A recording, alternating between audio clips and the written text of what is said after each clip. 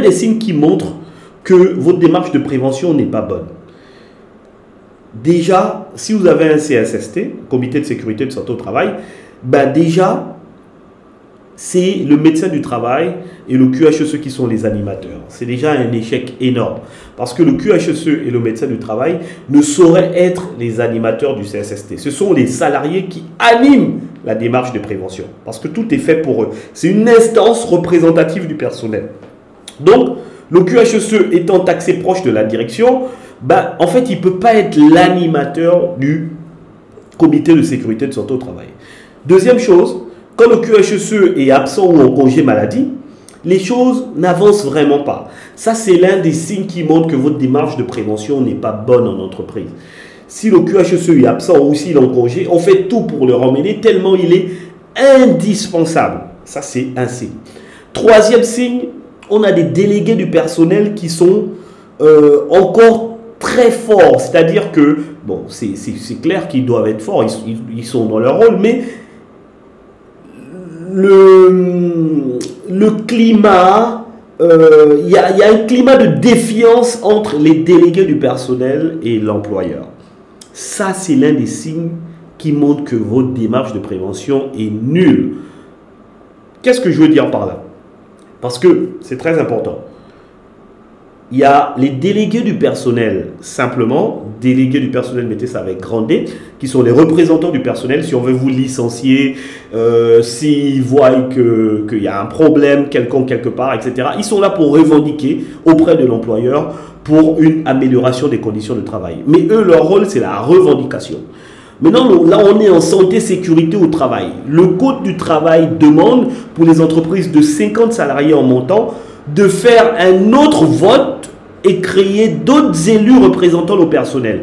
Mais ceux-ci, ces derniers, ne seront pas dans la revendication comme les premiers, mais ils vont participer avec l'employeur à l'amélioration des conditions de travail. De ce fait, ça va créer indirectement un contrepoids contre les premiers élus. Et donc, ça va baisser le niveau de revendication des premiers élus. Parce que l'employeur aura joué 4 sur table. Et il aura eu des alliés fiables pour l'accompagner dans sa démarche de prévention.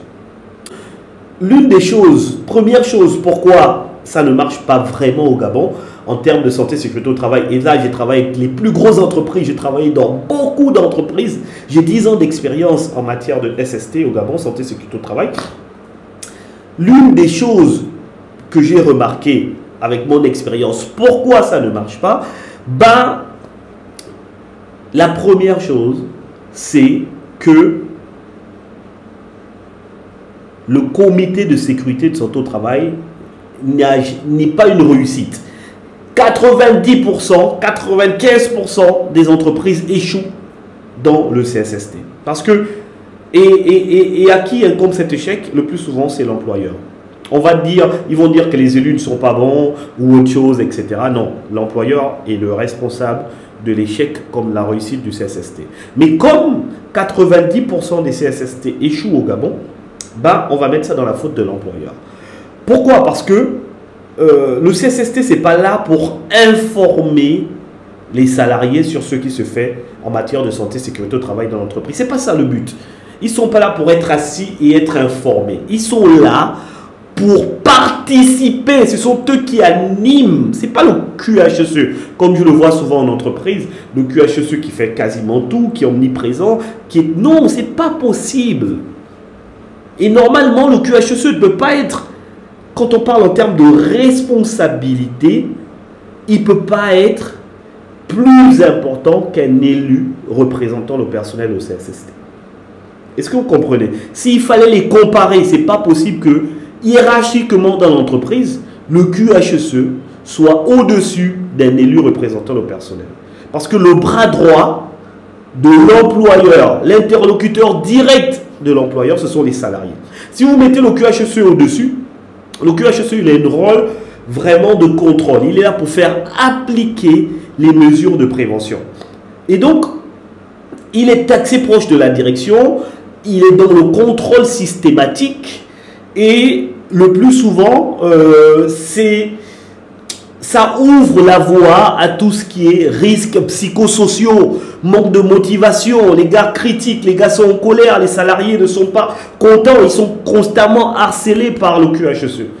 Or, avec les élus représentant le personnel, ça apporte une touche délicate, une touche tactique douce. C'est comme un bâton qui est le QHSE et la carotte, les élus représentant le personnel.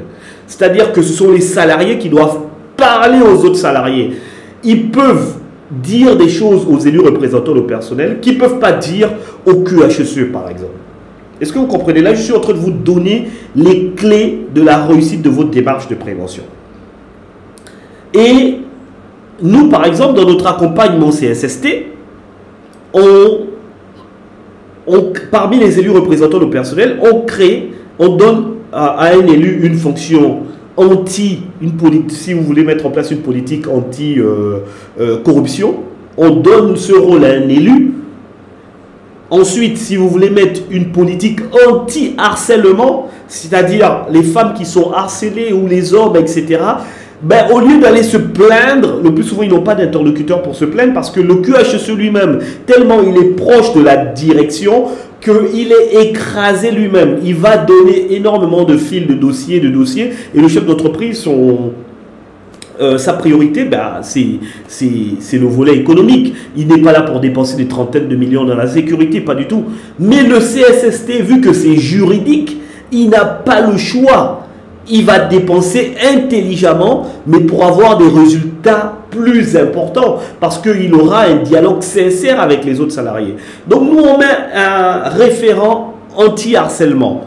Et croyez-moi, ça a changé énormément de choses dans l'entreprise, dans les entreprises.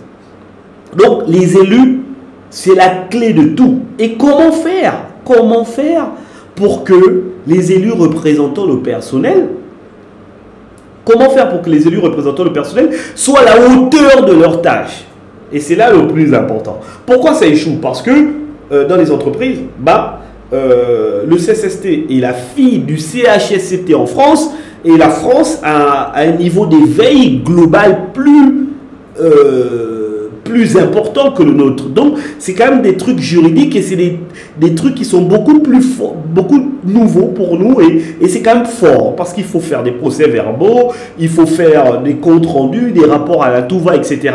Et le personnel, donc on a encore une grosse masse salariale, un grand nombre de salariés qui sont de la classe ouvrière. Du coup, parmi les élus, il y a toujours ces salariés de bas échelle qui intègrent le CSST et donc qui sont un peu bloqués avec ce côté administratif et juridique du CSST.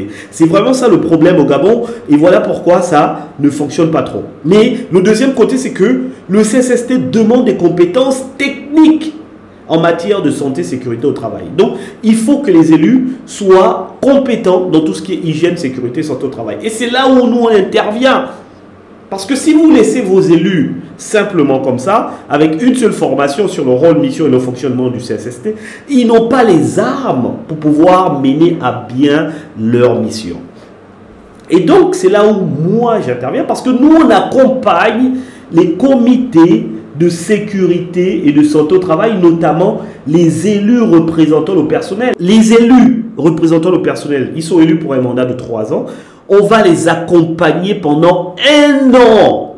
Et donc, si on accompagne les élus, c'est-à-dire les animateurs du CSST, on accompagne donc de facto tout le CSST. Ils auront énormément de choses à faire. Ils vont suivre plus d'une dizaine de formations santé, sécurité au travail. Et on va accompagner, on va les aider en tout ce qui est documents juridiques, c'est-à-dire quand il y aura une convocation, quels sont les destinataires légaux pour envoyer les convocations, pour envoyer les PV de réunion, les rapports après inspection, comment faire une inspection trimestrielle, comment identifier les risques, comment discuter, etc., comment gérer les conflits. Ils vont suivre énormément de formations derrière, c'est-à-dire tout ce qui est travaux en hauteur, conduite préventive, sauveteur secours du travail, lutte incendie, évacuation, civilité au travail, troubles musculaires, musculo-squelettique, espace confiné, toutes les formations que BEX dispense, nous les avons en ligne. Nous avons une dizaine de formations 100% en ligne que les élus vont suivre une fois par mois environ. Et à côté de ça, on les accompagne dans tout ce qui est juridique. C'est-à-dire que le CSST, il va falloir faire des rapports annuels, le PAPRIP, Programme annuel de prévention des risques professionnels. Tous ces documents font en sorte que quand vous avez un accident de travail, l'inspecteur du travail, même avant de se déplacer, il sait que vous n'êtes pas conforme. Quels que soient les documents que vous allez fournir, il sait que vous n'êtes pas conforme. Pourquoi et comment il sait? Parce qu'il doit être en possession de votre dossier CSST. L'inspecteur du travail, la direction générale de la santé et sécurité au travail, la direction de la prévention des risques professionnels de la CNSS, ce sont les 3 destinataires légaux de toutes vos convocations aux réunions et également tous les rapports de réunion, les PV de réunion. Ce sont les acteurs externes. En plus des destinataires qui sont le CSST au complet, il faut que la CNSS, la DGSST et l'inspecteur du travail du ressort, il faut qu'ils aient vos documents. Et là, ils n'ont même pas ça, ils n'ont pas votre document unique, ils savent que vous n'êtes pas conforme. Vous ne faites pas la sécurité comme vous voulez. Le code du travail est très clair. L'employeur doit agir en concertation avec les élus représentant le personnel en vue de fournir et de maintenir un milieu de travail sûr et salubre. Il doit faire 3 points. Définir, mettre en application et réexaminer périodiquement un programme annuel de prévention des risques professionnels. Ça, c'est l'article 236 qui envoie les employeurs en prison. Pourquoi la démarche santé-sécurité au travail au Gabon, les plans de défense, tout ça, ça ne fonctionne pas? Le premier point, c'est que le CSST n'est pas efficace. Il est voué à l'échec dès le départ, de par sa conception même, et parce que les CSST ne sont pas accompagnés. Par exemple, l'accompagnement de BEX Consulting Gabon que nous faisons, ça ne vient pas substituer celui de la CNSS et de la Direction Générale de la Santé et Sécurité au Travail avec ses inspecteurs du travail. C'est pas possible. Eux, ce sont des acteurs, comment je peux dire, ils sont dans l'obligation de vous accompagner. Ils sont là pour vous. C'est le service public. Même si la CNSS, pas forcément, c'est au milieu, mais ils sont là pour vous. La CNSS, c'est parce que ce sont eux qui paient, donc ils peuvent également apporter ce rôle de conseil. Mais il vous faut un accompagnement d'une autre entreprise, d'une entité. C'est 24 heures sur 24, c'est 7 jours sur 7. C'est pendant 1 an pour réussir votre mandat de 3 ans. Parce que vous vous étonnez souvent pourquoi il y a des grèves dans les entreprises. Vous ne connaissez pas l'origine. Si le salarié se plaint, il se plaint de quoi? Il ne se plaint pas forcément d'un salaire ou d'une masse salariale. Ça vient de tout ce qui est conditions de travail. Vous n'avez pas fait attention à ça. Les risques psychosociaux, le manque de motivation des salariés, le stress au travail, etc. Pourquoi il y a très peu de salariés qui travaillent et d'autres ne travaillent pas, etc. Donc tout ça, le CSST peut agir bénéfiquement dans ça. Mais pour ça, il faut que votre CSST soit efficace. Si les salariés se plaignent, c'est parce que les élus, leurs représentants au CSST sont marginalisés. Vous ne leur avez pas donné les armes pour pouvoir effectuer correctement leur mission. Et si vous prenez vos élus salariés dans le CSST et que vous les dénigrez, c'est-à-dire vous les mettez de côté, vous travaillez plus avec le QHS et le médecin du travail, ce sont vos salariés que vous mettez de côté. C'est ça en fait le problème. Il faut tout faire pour centrer l'accompagnement autour des élus représentant le personnel au CSST. Est-ce que vous avez compris? Donc, ça c'est le premier point. Le CSST est inefficace et il est mort dès le départ. Et d'ailleurs, les grosses entreprises de renom au Gabon qui ont un fort niveau de sécurité, et là je parle des entreprises qui ont un lien avec le pétrole, quand vous voyez bien, ce sont les entreprises où les salariés se plaignent le plus de leurs conditions de travail. Est-ce que vous comprenez?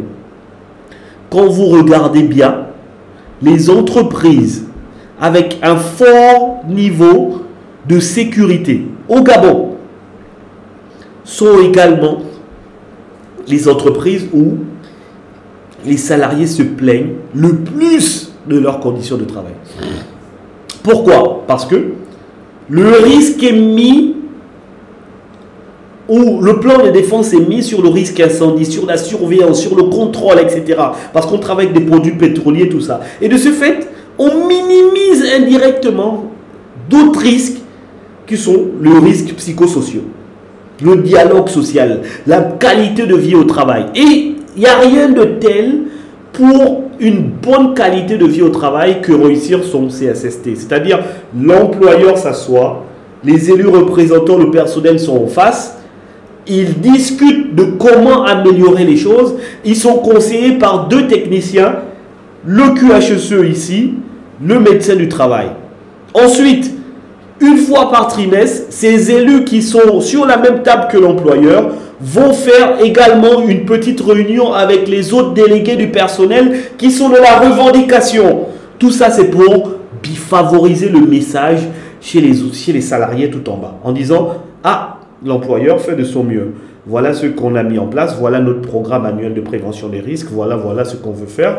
Et pour cette année, malgré la Covid, il a pu faire ça, ça, ça. Ça permet de baisser les tensions. Est-ce que vous avez compris? Ensuite, deuxième chose, une fois vous avez créé le groupe de travail,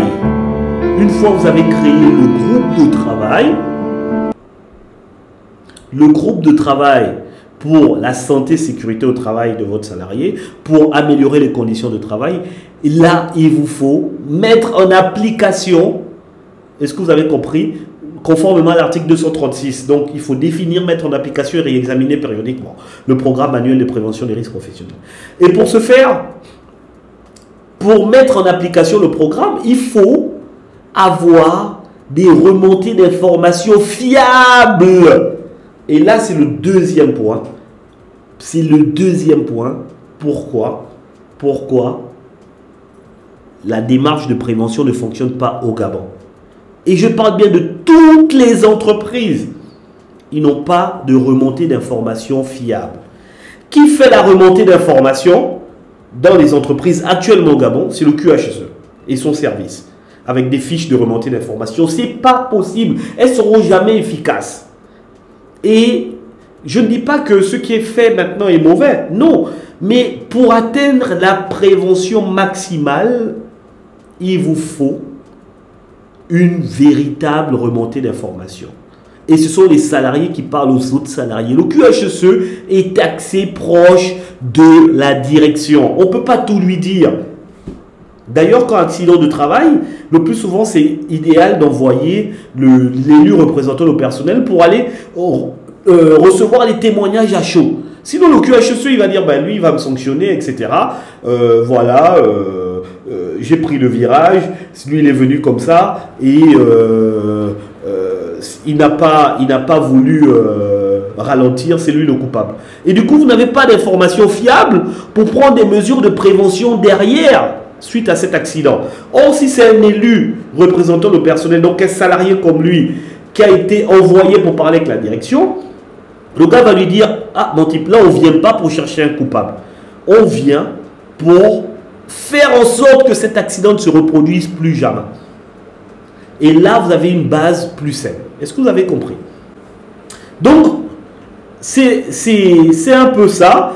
Premier point, les CSST échouent. Les entreprises échouent énormément dans le CSST. Deuxième chose, la remontée d'informations n'est pas fiable. Qui fait la remontée d'informations? Deux acteurs importants en entreprise. Le sauveteur secouriste du travail que vous voyez là, la formation sauveteur secouriste du travail, vous voyez le logo de l'INRS France, c'est l'un des acteurs essentiels pour une excellente démarche de prévention en entreprise. Et voilà pourquoi ça ne marche pas au Gabon. Parce que au Gabon, on fait les gestes de premier secours. Ça veut dire qu'il y a deux formations qui sont intitulées sauveteur secouriste du travail. Parce que nous sommes au Gabon en fait. En Europe, vous ne pouvez pas faire ça.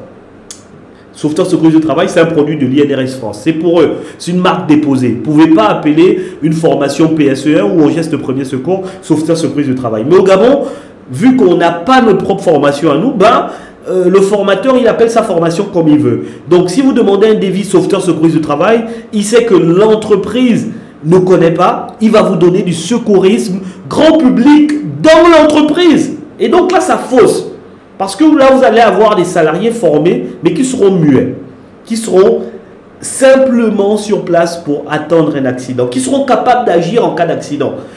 En entreprise, on ne forme pas en secouriste grand public. On ne se forme pas pour agir face à un saignement, une plaie, etc. Non. Il est 21h. Désolé, il est 21h. Donc c'est un peu ça. En entreprise, on ne forme pas pour... on ne forme pas pour que l'employé soit capable d'agir en cas d'accident. C'est bien, mais ce n'est pas ça l'objectif principal. En entreprise, on forme en sauveteur secouriste du travail en se disant que sa mission première, c'est la prévention. Il doit tout faire pour que jamais un accident n'intervienne dans l'entreprise et non attendre un accident pour être utile, c'est-à-dire travailler dans les mêmes risques, dans les mêmes dangers. Le gars, il voit en station-service des gens ouvrir leur capot, essayer de manipuler leur batterie avec des étincelles, etc.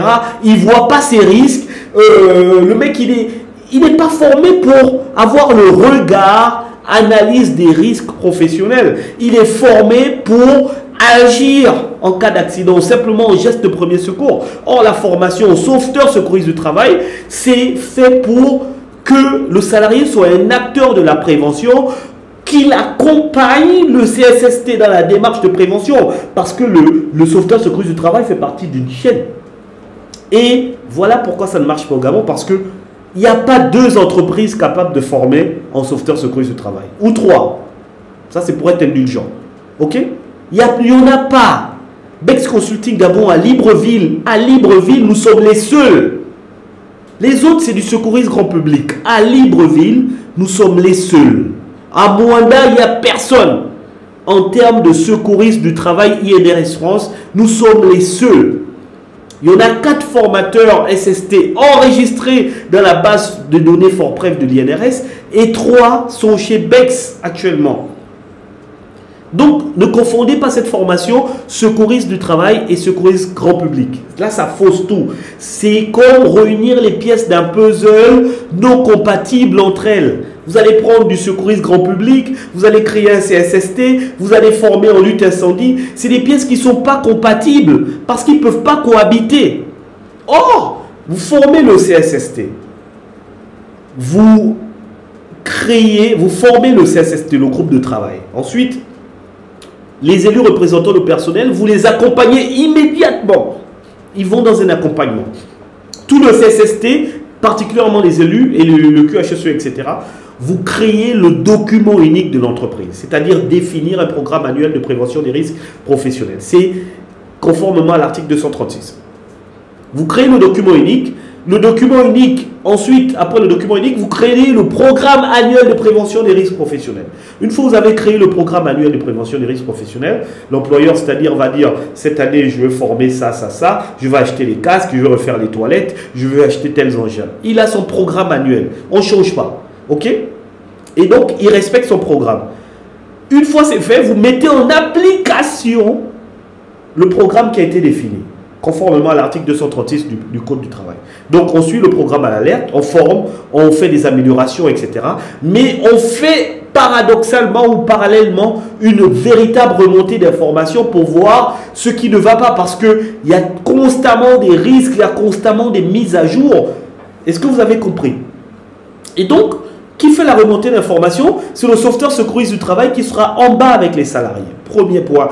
Et c'est également les élus représentant le personnel au CSST qui vont être accompagnés par nous lors de leurs inspections trimestrielles. Chaque trimestre, quand ils vont descendre sur le terrain, ils vont pour faire une véritable remontée d'informations. C'est pas comme ça simplement, c'est pas une visite. Une inspection trimestrielle, ce n'est pas une simple visite de courtoisie ou bien pour dire oui, voilà, on est des représentants, viens voir ce qui ne va pas. Non, c'est un travail minutieux. Il faut vous faire accompagner. Ce sont les inspections trimestrielles qui apportent les améliorations des conditions de travail dans l'entreprise. C'est ça, en fait, qui apporte de réels changements dans l'entreprise. Si vous banalisez vos inspections, il n'y aura pas de changement. Donc, il faut vous faire accompagner. Et Bex Consulting Gabon est quasiment la seule. Pourquoi je suis l'un des acteurs les plus crédibles dans le privé pour parler du CSST? Parce que j'ai été employé dans le secteur public.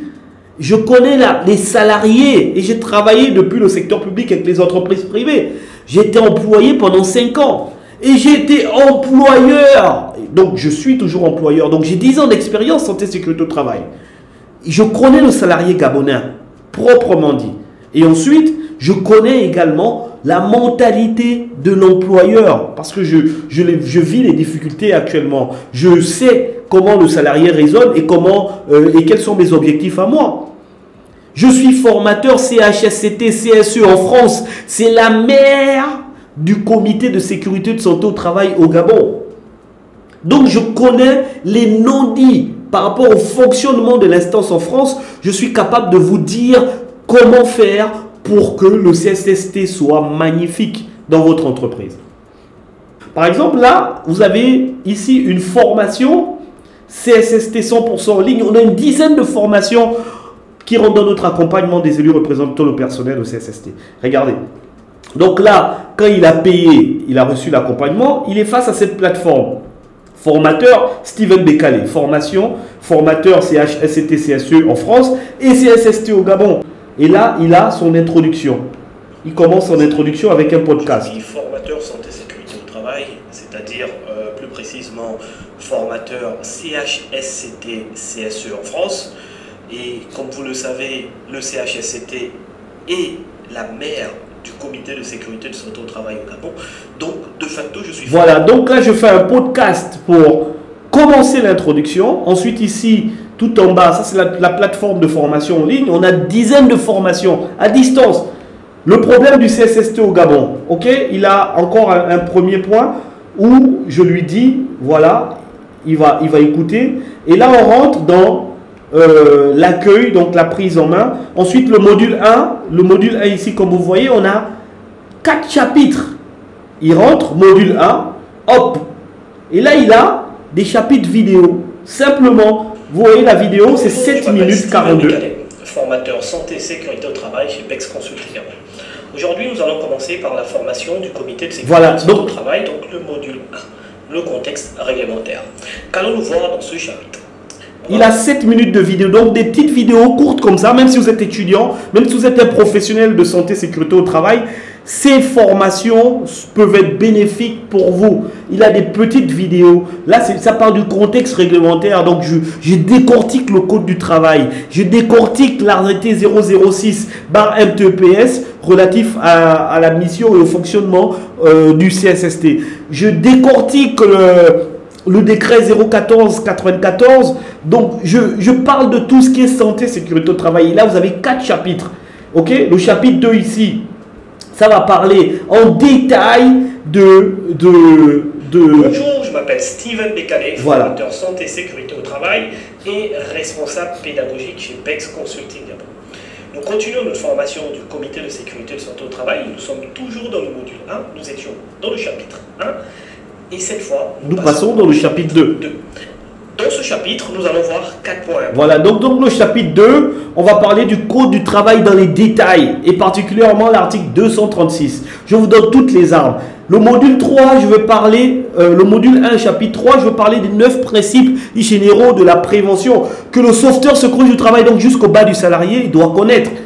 Pourquoi les 9 principes généraux de prévention sont indispensables au Gabon alors que ce sont des principes généraux de prévention qui sont inscrits dans le Code du travail de la République française, qui ne sont pas inscrits dans notre Code du travail à nous. Mais pourquoi c'est indispensable au Gabon? Pourquoi on ne peut pas faire autrement que d'utiliser ces 9 principes? Je te détaille ça en vidéo ici, une vidéo de 5-6 minutes. Ok? Et là, ici, je te donne un petit, le module 4, donc le chapitre 4 du module 1, on a fini. Ensuite, on passe au module 2, rôle, moyen et fonctionnement du CSST. On passe au module 3, les différents acteurs de la prévention. Donc, en entreprise, je te donne les acteurs. Et à l'extérieur, donc la Direction générale de la prévention des risques professionnels, la Direction générale de la santé et sécurité au travail, autant pour moi, qui est au centre-ville. Je te donne les adresses, les numéros. La DPRP de la CNSS, je te donne tous les acteurs externes comme interne de la prévention. Je t'explique leur rôle, si tu as un problème, etc. Quoi faire. Ensuite, je parle au module 4 des obligations et responsabilités. Quelles sont les obligations de l'employeur, du CSST, du salarié, etc. Quelles sont les obligations du médecin du travail? Je te donne tous les détails. Et là, le module 5, définition, notion importante. Là, je veux parler du danger, je veux parler des risques. Là, on rentre déjà un peu plus dans la santé et sécurité au travail. Je veux que vos élus aient les armes pour pouvoir bien mener leur mission. Comment analyser un accident de travail? Comment interroger un témoin? Comment immortaliser une scène d'accident? Que faut-il faire en cas d'accident, etc. Et là, le module 6, c'est les missions du CSST. On va parler du programme annuel de prévention des risques professionnels. On va parler de comment faire ou quoi faire en cas de danger grave et imminent. On va parler des inspections trimestrielles. Je vous donne le détail, des secrets, etc. On va parler du RA CSST, du rapport annuel CSST. On va parler des différents documents mis en possession à la disponibilité du CSST. Donc, il y a énormément de choses. Et autant pour moi, désolé, le module 7, le module 8, le module 7, l'analyse de l'accident de travail ou de la maladie professionnelle. Là, je vous explique et je vous apprends comment faire un arbre de cause pour prendre des mesures sur le plan organisationnel, technique et humain. Désolé. Donc, je vous explique comment prendre des mesures. On n'est pas là pour chercher le coupable en cas d'accident. Non, il faut tout faire pour que l'accident ne se produise jamais. Donc là, on est dans... Ici, l'analyse, le module 7, on a encore chapitre 1, 2, 3, 4. OK? Et dans le module 8, troubles musculo-squelettiques, on a encore chapitre 1, 2, 3, 4. Dans le module 9, les risques psychosociaux, manque de motivation, stress au travail, vous avez 3 chapitres. Et là, on a la boîte à outils, on a la conclusion et on a l'examen. Vous avez une plateforme magnifique ici et on a une dizaine de formations en ligne. Une dizaine de formations en ligne. Mais franchement, n'hésitez pas quoi. N'hésitez pas, ok? La démarche de prévention n'est jamais... elle est toujours en constante amélioration. Ne dites pas, on est déjà accompagné par la CNSS ou par la DGSST, donc c'est plus nécessaire. Non, on est en constante amélioration et notre accompagnement ne se substitue pas à celui des autorités locales. Ok? Donc, franchement, n'hésitez pas. N'hésitez vraiment pas. Vous avez là, s'il faut refaire, on travaille avec ce que vous avez. Si vous avez déjà formé des gens en gestes de premier secours, on laisse, c'est pas grave. Mais pour l'année prochaine, pour 2023, c'est maintenant que ça se prépare. Vous avez raté 2022. Je le sais parce que je suis dans la santé et sécurité au travail. Je suis un acteur important. Je sais que très peu d'entreprises réussissent sur le CSST. Mais si vous prenez maintenant, pour préparer 2023, je vous assure que vous allez avoir une magnifique année. Et je ne suis pas là pour vous faire dépenser de l'argent, parce que je sais que vous dépensez déjà énormément. Le CSST est là pour améliorer les conditions de travail, améliorer le chiffre d'affaires de l'employeur, améliorer le climat social, améliorer l'image de l'employeur. Parce que quand on parle de politique anticorruption, politique harcèlement, tout ça c'est pour améliorer le climat social de l'entreprise. Donc 2023, c'est maintenant. 2023, c'est maintenant que ça se prépare. Contactez-moi, je vais venir pour faire une présentation, faire des questions-réponses et vous dire exactement comment je peux voir votre politique de prévention dans l'entreprise. Mais honnêtement, ne ratez pas 2023. Vous avez énormément de documents. Si tout de suite je vous demande, est-ce que vous avez un document unique? Peut-être vous en avez. Est-ce que vous avez un PAPRIP? Il y a très peu qui ont le PAPRIP. Programme annuel de prévention des risques professionnels. Est-ce que vous avez des rapports constants en matière d'inspection trimestrielle? Est-ce que vous avez votre rapport annuel CSST? Est-ce que vous avez le PAPRIP N+1, la mise à jour de documents uniques, etc. Il y a beaucoup de documents qui peuvent vous condamner en cas d'accident de travail. Donc, je vous dis merci de m'avoir suivi. Je vous laisse sur cette petite ambiance pour la fin. Et n'hésitez pas à mettre en commentaire... N'hésitez pas, vraiment pas à mettre en commentaire comment vous avez trouvé le live, etc. Merci pour tout et je vous dis au revoir. Là, je vais dormir.